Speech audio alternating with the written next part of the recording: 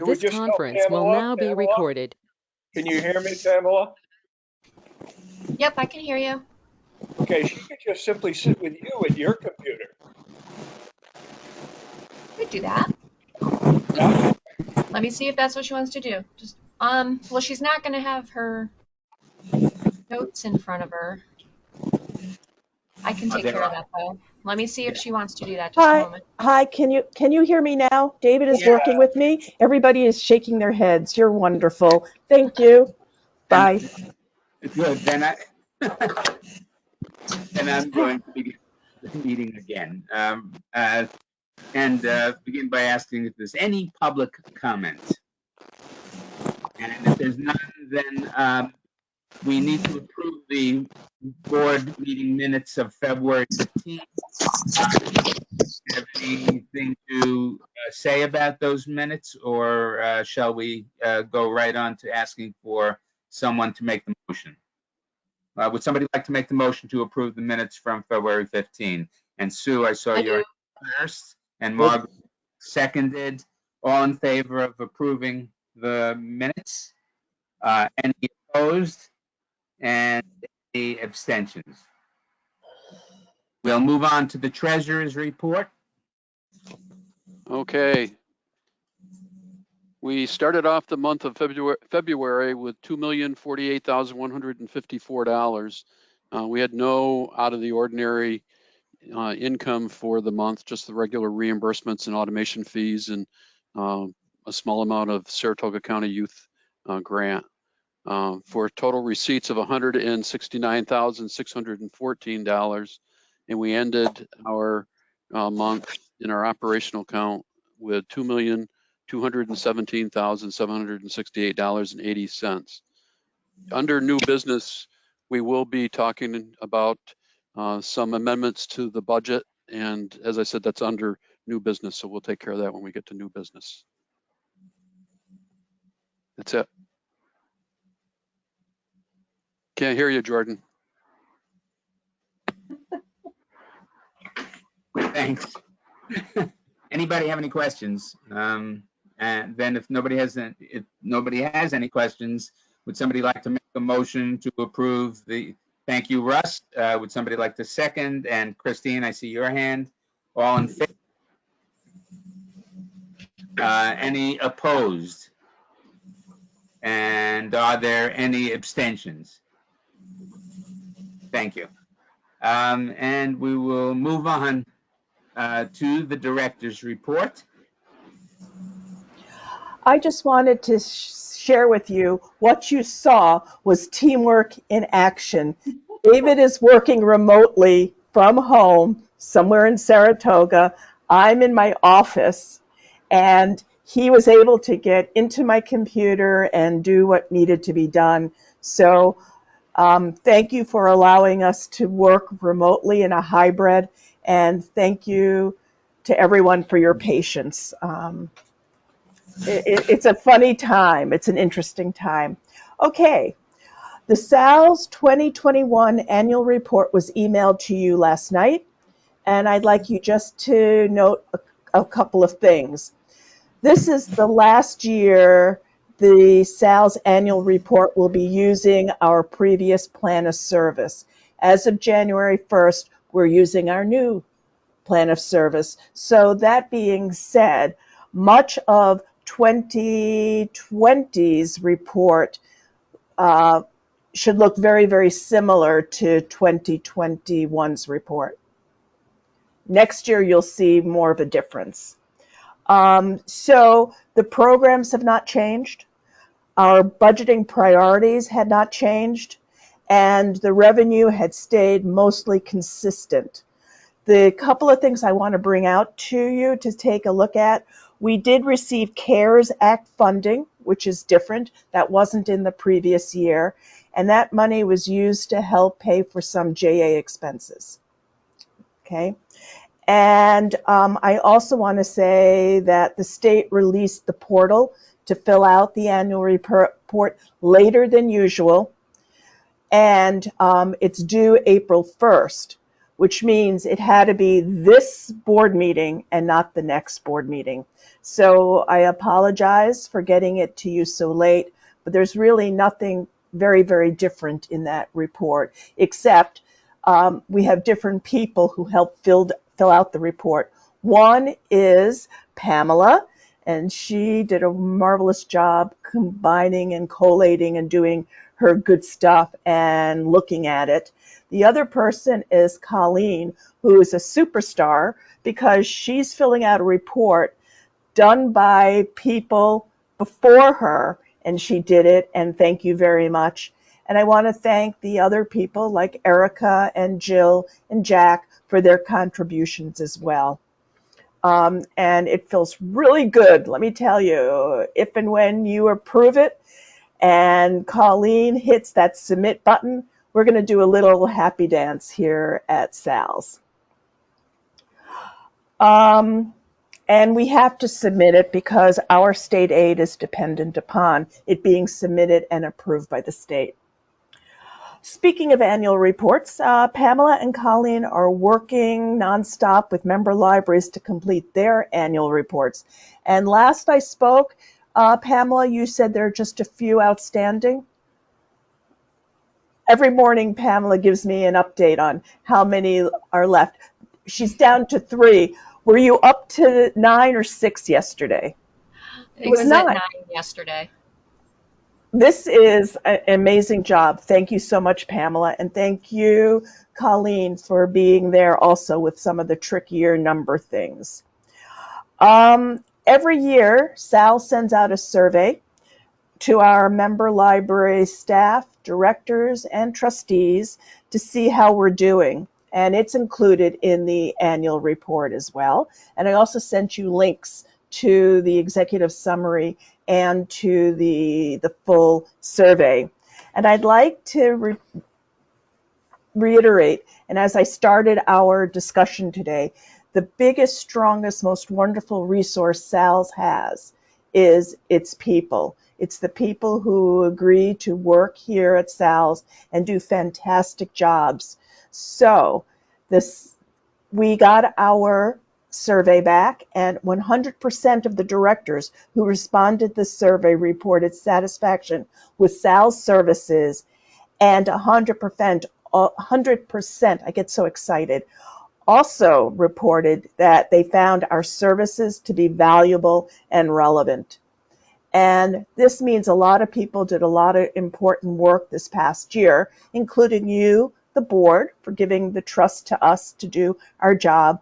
But it's also, we've always done a community-based plan of service, long-range plan. We ask the library directors, what do you need from us to help you provide the best services you can to the people that walk into your library, whether virtually or foot traffic? And we listen.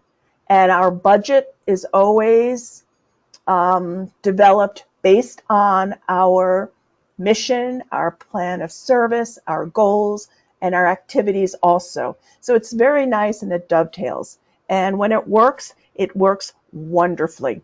So I'm going to step back and say, so what are the services that SALS uses, or the SALS members use the most? One is Polaris and the JA computer support. You saw me use computer support just a few minutes ago. They are just absolutely wonderful. And those that don't know, Polaris is our integrated library system. I think that's what ILS stands for. And it's people's card catalogs. We do the networks, both wired and on Wi-Fi. It's all the support the JA staff and members of the SAL staff do to make it work in the libraries. That means the member libraries don't have to hire people who know about networking, people who know about all kinds of things, and it just works out lovely. Delivery was the second most popular service, and that's, again, we've worked very, very hard. We've gone and we've hired Arnoff to provide professional level delivery services, and that's a big chunk of our budget as well. And we'll be talking more about that later today. Consulting services, you see Erica and Jack and Pamela and Colleen and Jill, members of the SALS staff, as well as all of the JA staff who work every day with people out in the libraries. We're doing what we were mandated to do, help libraries provide better services for their public. We do things like equipment purchasing.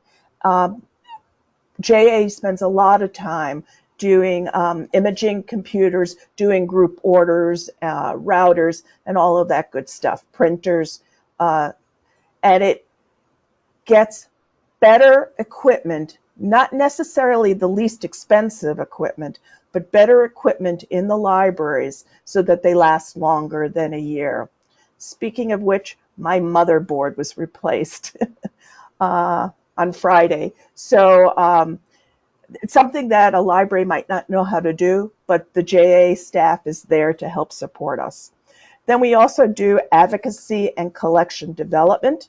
And collection development is something Jill Ryder will be talking about a little bit later today. So I just want to say this again because I was just blown away by the results. The SALS overall satisfaction during our trying year remained strong. We rated 100% in satisfaction and value and relevance in our pandemic response, in the wonderful people in the joint automation staff, training and consulting services, challenge grants, programming support and resources, and of course, delivery. Okay, let's go on to advocacy efforts. We were asked to handle our advocacy efforts just a little bit differently. Usually, and many of you have joined us, we go out and we go up and down those marble stairs in the legislative office building. In the last few years, due to the pandemic, the legislative office buildings were closed. So we did it virtually. This year, there was a little bit different. We did combined visits with other systems. For example, Mohawk Valley, Clinton Essex Franklin, North Country. I can name others, but they might not mean anything to you. So how we used our 20 minutes changed. So I apologize to everyone and anyone who wanted to join us, but Russ was there and Jordan were there. So they got to see our first virtual presentation. And I hope by the last one, Jordan, it was smoother. But saying all of that, the governor's budget had increased funding for library services, but less money for library construction. I'm happy to report both the houses, the Assembly and the Senate, both increased their funding, both in construction and in library aid. So fingers crossed. It could be that for the first time, I'm almost afraid to say it out loud, so I'm going to whisper it. We might be able to get full library funding that was put in decades ago, but we may have it this year. Fingers crossed. But with everything that's going on in the world, I don't know, but there's hope. And Russ shared a letter. Senator Jordan, Daphne Jordan, had been a Clifton Park Half Moon Library trustee, and she helped build that library. And she is the minority member on the Senate Libraries Committee, and she sent out a wonderful letter saying, this is what libraries need. Thank you, Daphne. And Senator Steck and Senator Tedisco also signed on to that letter. So due to the great work done by our member libraries in our representatives' districts, they see the importance of SALS. It's really taken a while, but everything is starting to mesh, so fingers crossed. I'm very happy to, Russ, go ahead. Just wanted to add on this part, I wanted to commend Erica and Jack for really good presentations with each of the senators and the assembly people. You know, those of you who know me, I rarely needed to say anything at all because they covered everything. Thank you, Russ. And kudos to Erica and Jack. You did a fabulous job. So now that we're doing, we're embracing technology because that's what we do. There's something called eCard, and it's now alive. We've been working on it for a number of years. I put it in my written report, but I just wanted to reiterate that.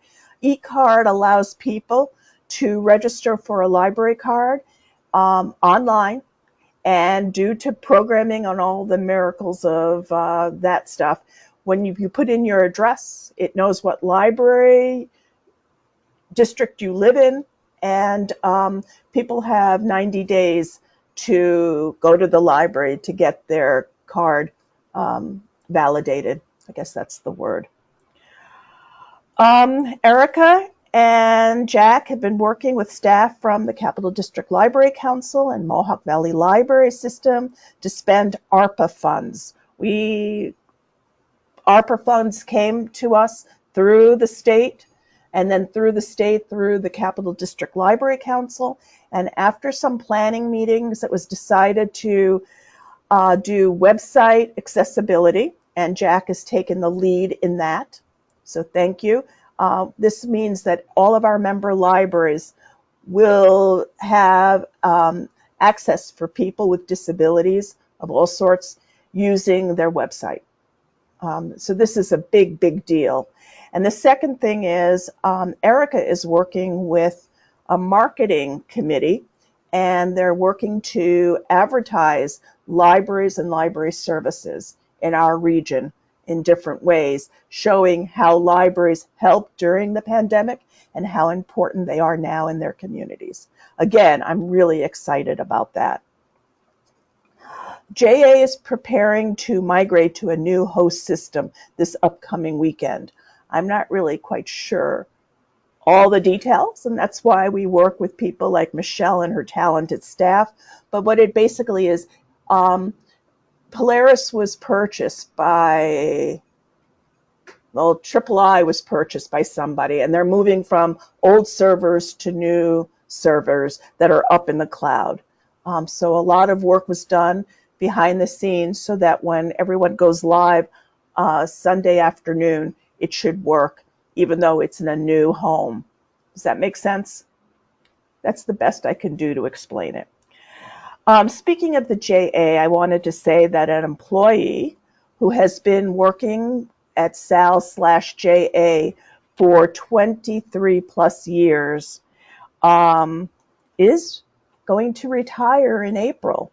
Her name is Mary Hanley, and if you go to your member library or your local library, I'm sure the library staff know Mary.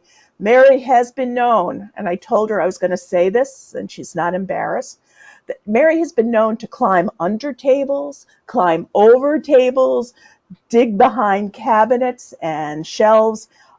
She's really the face of JA because she goes to the libraries and she does training, computer setups, she resolves printing issues. She's physically the hands-on person. We're going to miss her. It probably is no secret that there have been an increased groups and efforts banning books in libraries and censorship and things of that nature. And I have been working with my colleagues locally, statewide, and nationally regarding this new wave of censorship. And these issues are seen in school libraries and public libraries. And on Friday, I think some of you were there and joined to hear an attorney. Her name is Stephanie Cole Adams, also known as Cole. And she did a very good hour-and-a-half presentation that people who registered will get a link. People will also get 1.5 hours of continuing education credit. It was a really good hands-on workshop, and it could have lasted longer, but attention spans are only so long. but it at least gave everybody a shared vocabulary and an understanding of what we're facing right now.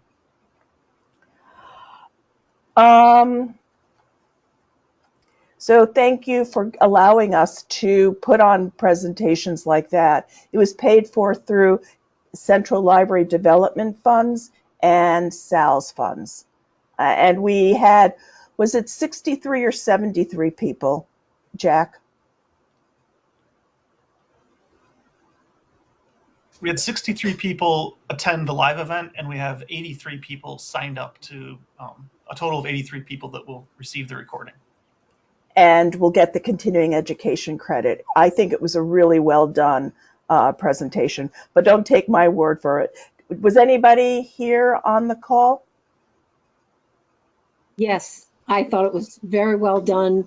I liked the handout, like for a challenge that gave people a concrete example of what to look for, and just kind of let people know they're not alone, because it's a very scary situation to confront. Thank you.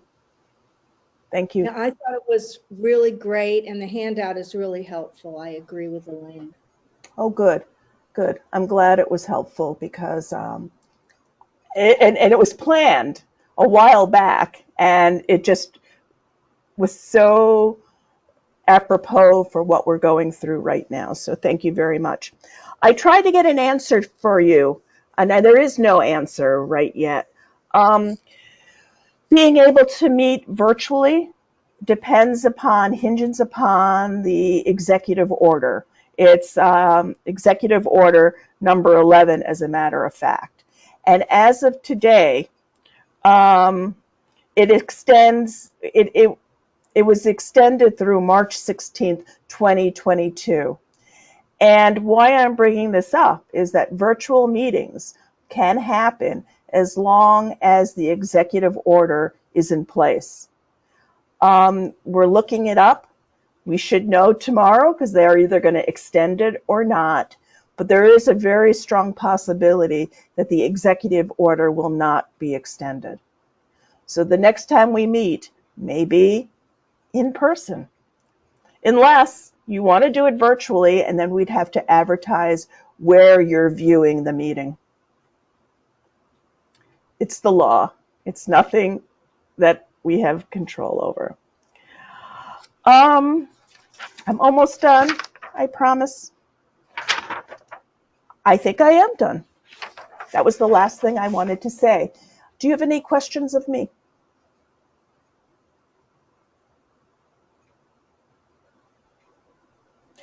Now, before we go on, each week, each trustee meeting, I try to have some information about what we're doing in SALS. And Jill? Hello, Hi, are you ready? I'm ready. And I also want to say, I want to talk about this great team that we have at SALS. Today, Jill is on vacation, and she still agreed to do this presentation. So thank you, Jill. Oh, no problem. Thanks, Erica. Yes, it is my birthday. And I got all dolled up and then my camera wasn't working. So I was going to show my face and everything here. So ready for me now, Sarah? Or did you want to say something else? Okay. So Sarah wanted me to talk to you a little bit about our Overdrive Collection, which is our SALS consortium shared ebook and e-audio book platform. So the collection is governed by a collection development policy. We also have a policy for book challenges and a form for that, and all of that information is located right on the SALS website under policies. So part of the selection process is that we have a selection committee for Overdrive, and that is made up of staff from the member libraries, both big and small. And the way we facilitate that is each month one person selects titles to add to the shared collection. So they create a cart, and throughout that month, I go into that cart and I pull stuff out to order. So we're adding new titles every week. Plus, I'm also purchasing extra copies of popular titles with holds, lots of holds on them to keep to add to the collection. The way the collection is funded is Crandall Public Library pays the annual Overdrive platform fee using the Central Library Aid funds that they receive. SALS also applies for a grant from Saratoga County on behalf of the Saratoga libraries in the amount of $35,000 to purchase Overdrive ebooks and e-audiobooks. So that's a big chunk of our funding for the collection. And in addition to that, all of the SALS member libraries contribute 3% of their previous year's overall materials budget, up to a cap of $5,000. So the larger libraries are contributing $5,000. And libraries are always welcome to contribute more. They just need to contact us and let us know, and we will help them do that.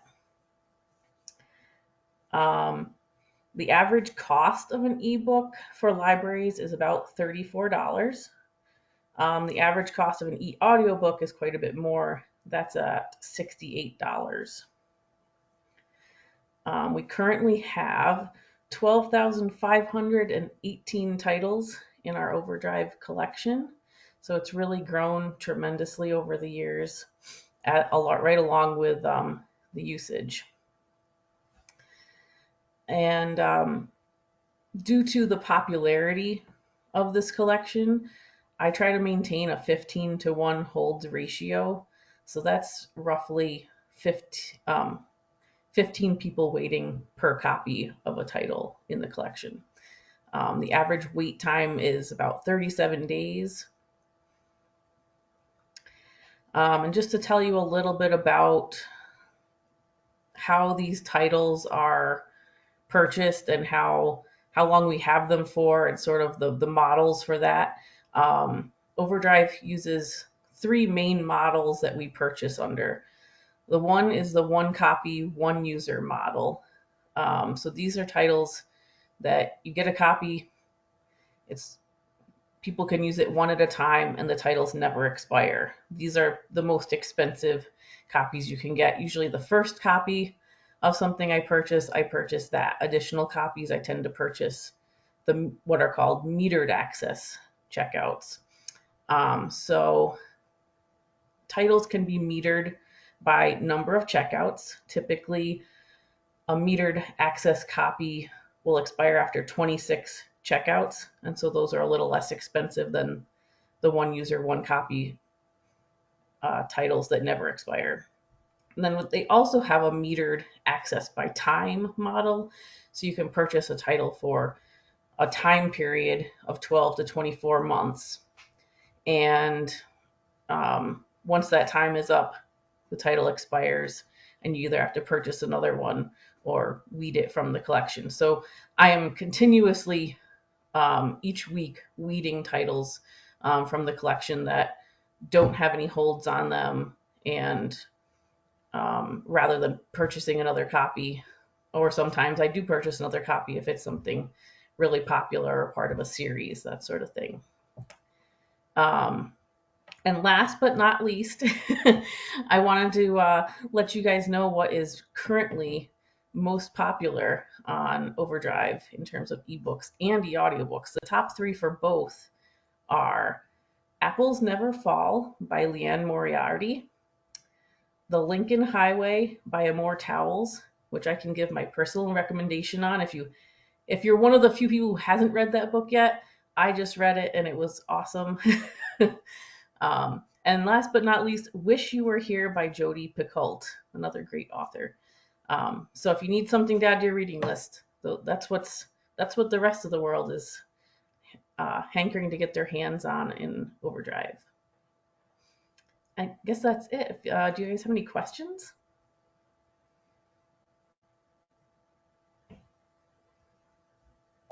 SALS staff would be very, very SALS staff will be very, very happy to help you navigate if you've not used the ebooks before. or the audiobooks. And I know some people in the northern part of our service area spend a lot of time in their cars. So y'all might want to learn about it. Also, Jill, just wanted to throw out that because it's a shared consortium collection of materials, we have a collection development policy, and we also have a reconsideration form. Yep, that's correct. They're both on the SALS website under policies. Thank you. I have one question about the Overdrive stuff, and I don't recall the name of the bill, but the one that was supposed to provide more equitable pricing on e-books that the governor never signed last year. Has that just died, or is that? It was vetoed. It was vetoed.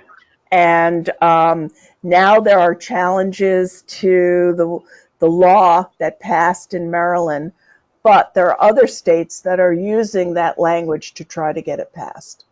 So it's in limbo, which is too bad. Russ?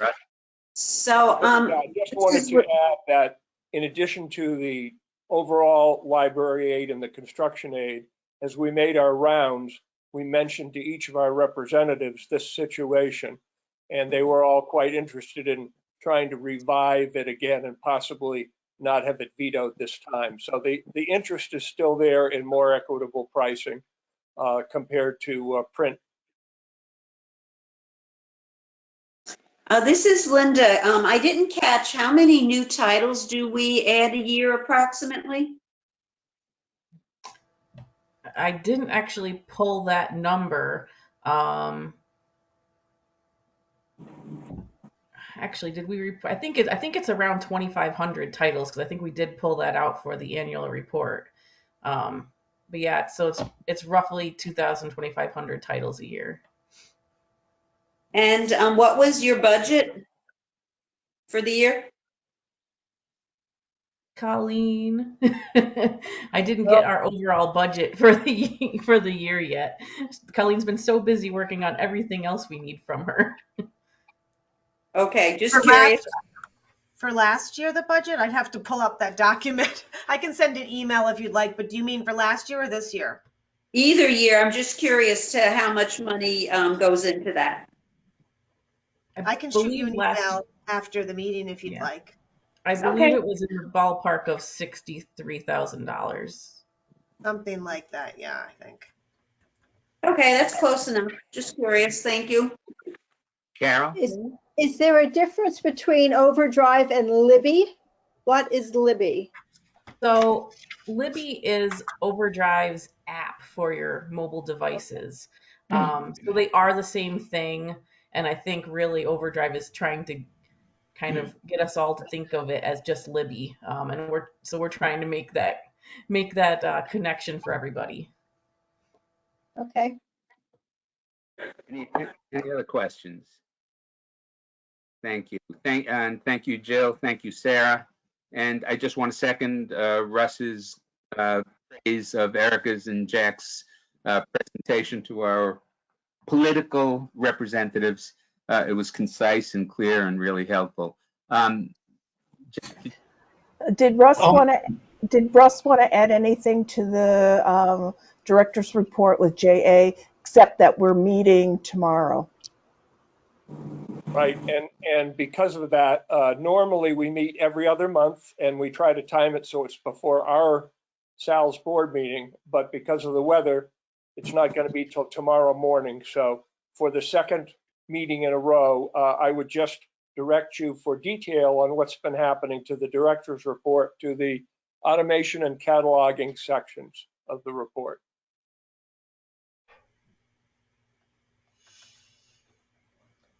Jack, I just wanted to let Linda know that I have the numbers for Overdrive for 2021. Libraries contributed 31,000 to the Overdrive purchases, and then the Saratoga County grant, I can't remember exactly, but I believe that was 39. So it was about 60 something. Thank you, Jack. Anybody else have any questions or comments before we move on? Thank you. I keep on being impressed by the fact that we have people on the road, on vacation, at home, in the office, and all over the place, and we're all able to get together on this.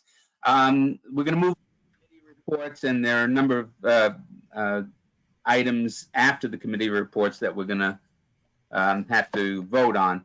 So audit and finance, Russ, anything? And if the issue is something that's going to come up in new business, just mention that, and we'll wait until new business to vote on it. Building committee, anything?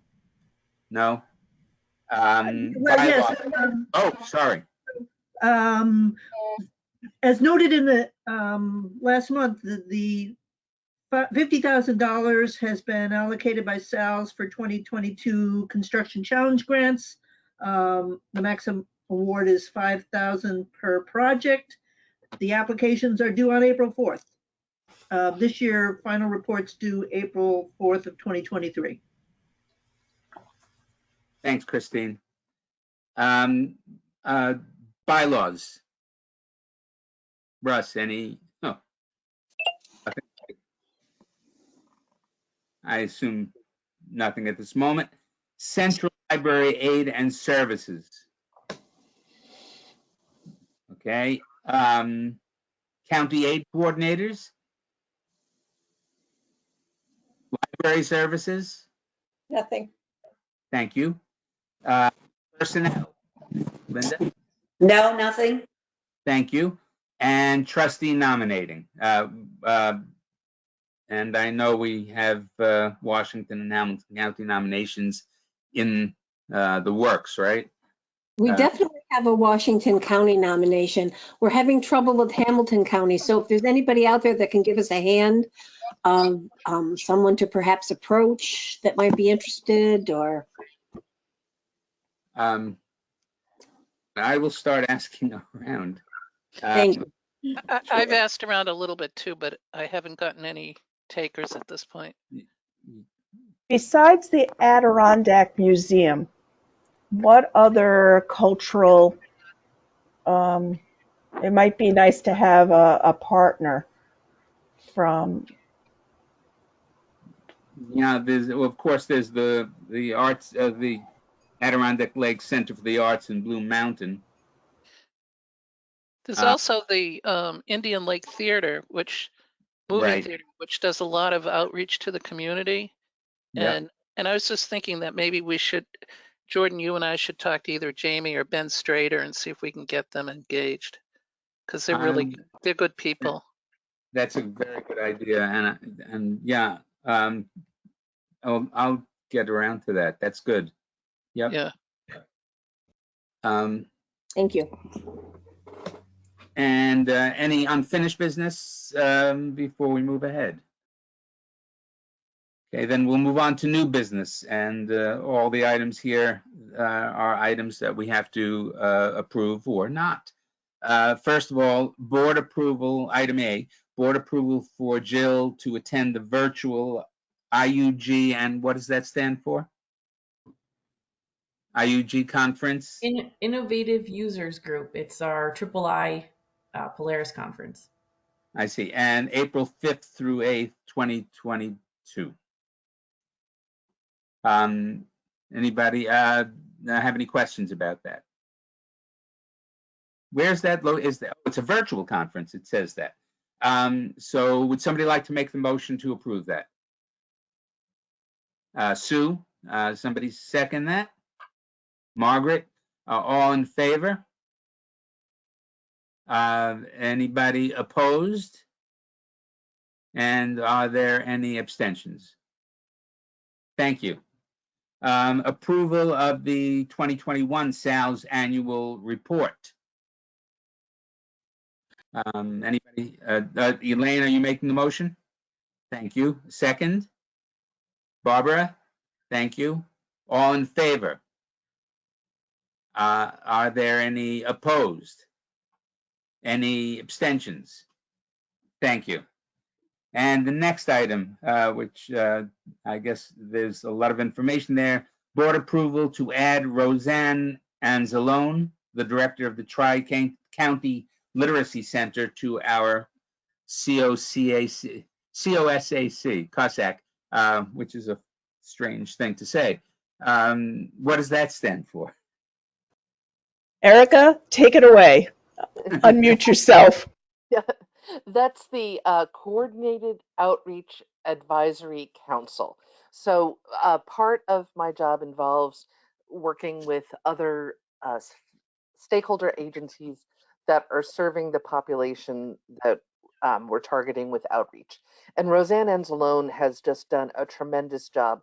We had, when I started, God, a little bit more than 5 years ago, a lot of our libraries were really struggling with providing adult literacy services because we didn't have a really robust organization in the area providing those services that we could partner with. And so some of our larger libraries were able to create positions for adult literacy librarians to kind of organize programs. But for our other libraries that don't have that kind of depth of personnel, we've been hoping to find an organization. And about a year and a half ago,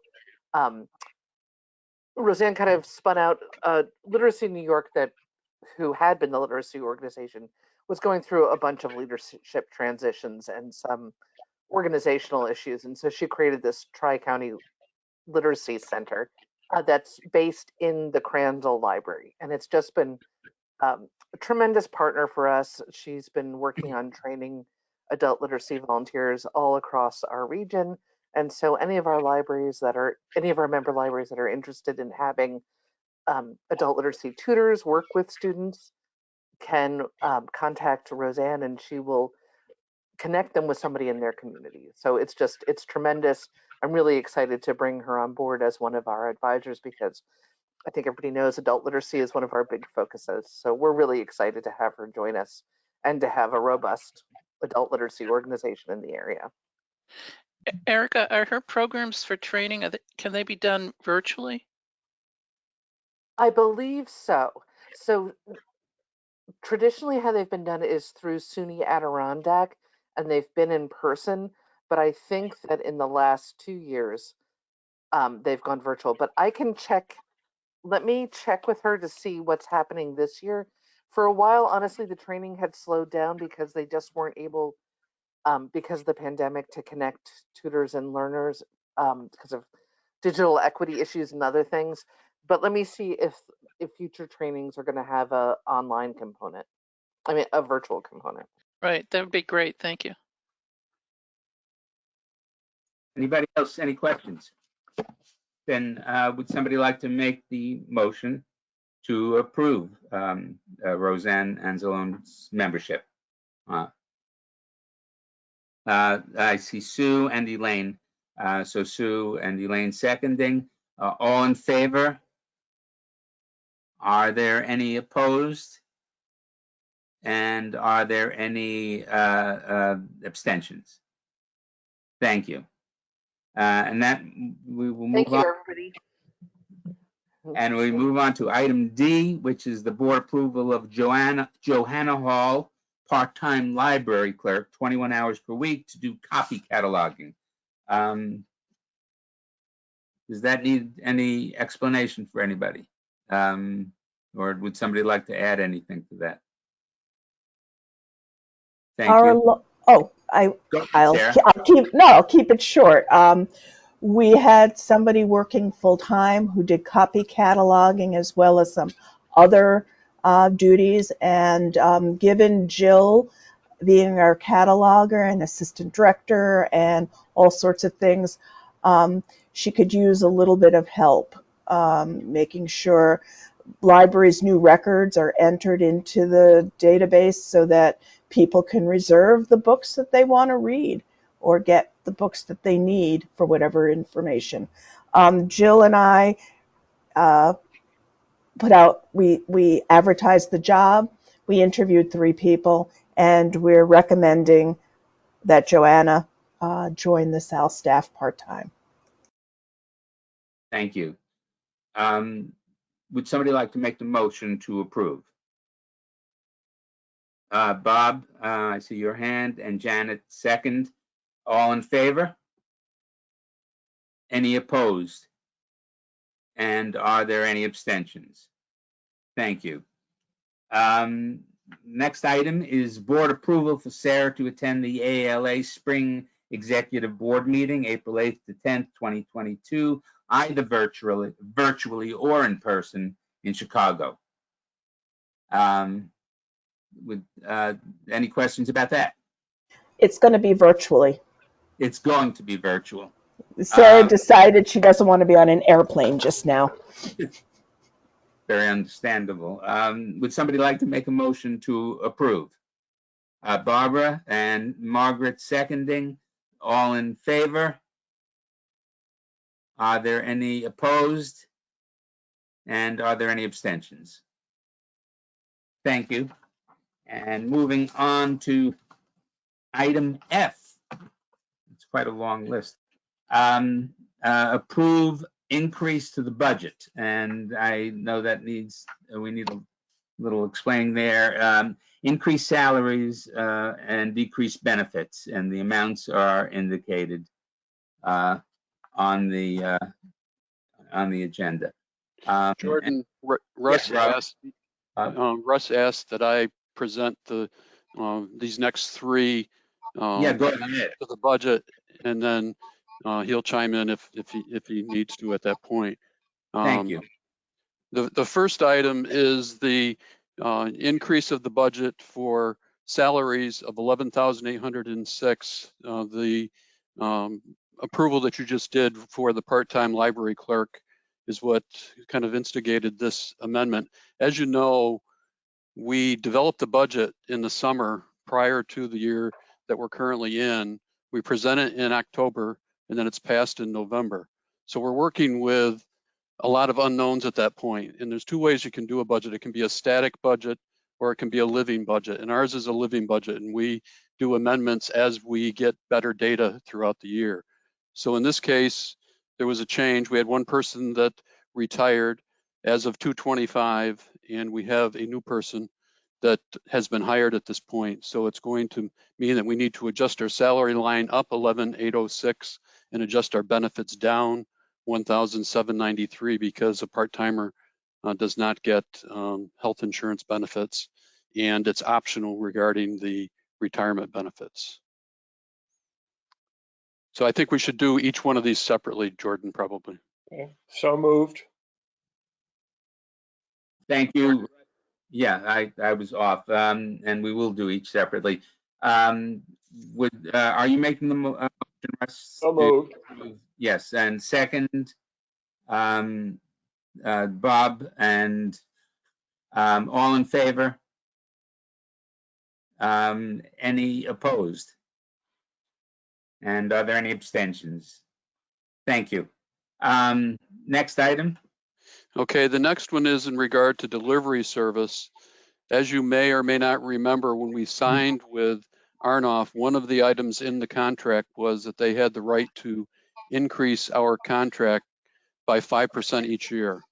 They have opted to not do so for 2020 and 2021, but given the increase in gas prices and salaries of theirs and so forth, they are implementing the 5% increase at this point. So that means that for the balance of the year, this is effective, it was effective on March 7th. For the balance of the year, we need to increase our budget by approximately $8,452. And that's just for the remainder of the year. For just the remainder of the year, right? Yeah. So moved. And Russ, and would somebody like to second that? Carol, thank you. All in favor? Are there any opposed? And are there any abstentions? Thank you.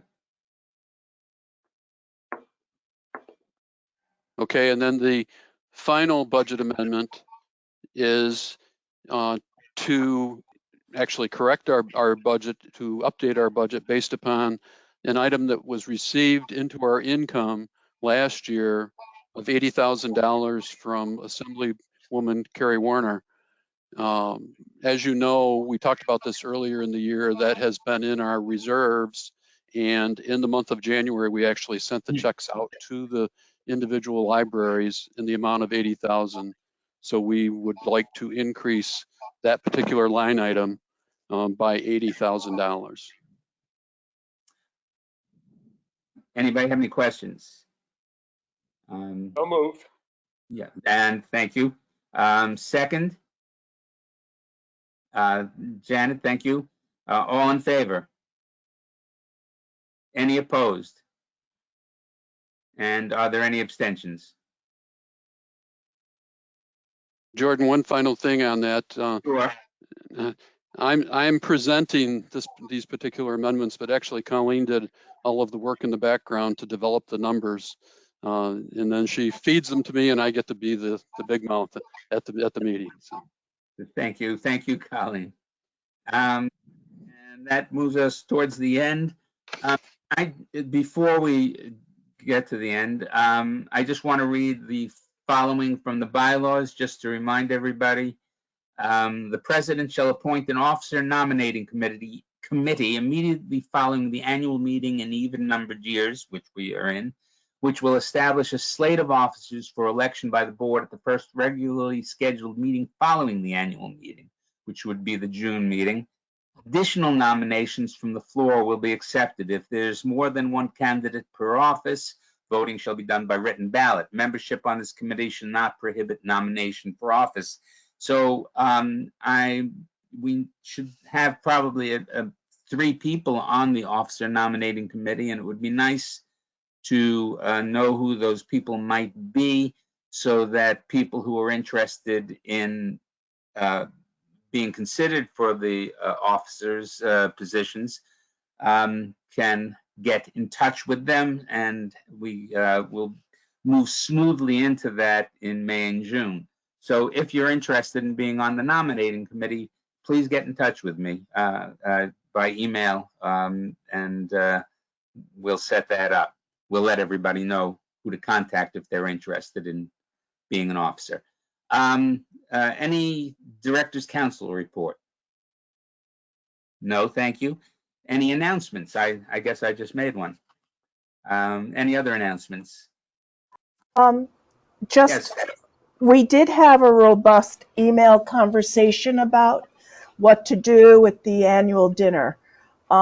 We'll know tomorrow whether the executive order is extended, but it may not be extended through May. And that So would mean we would be required to have a face-to-face meeting.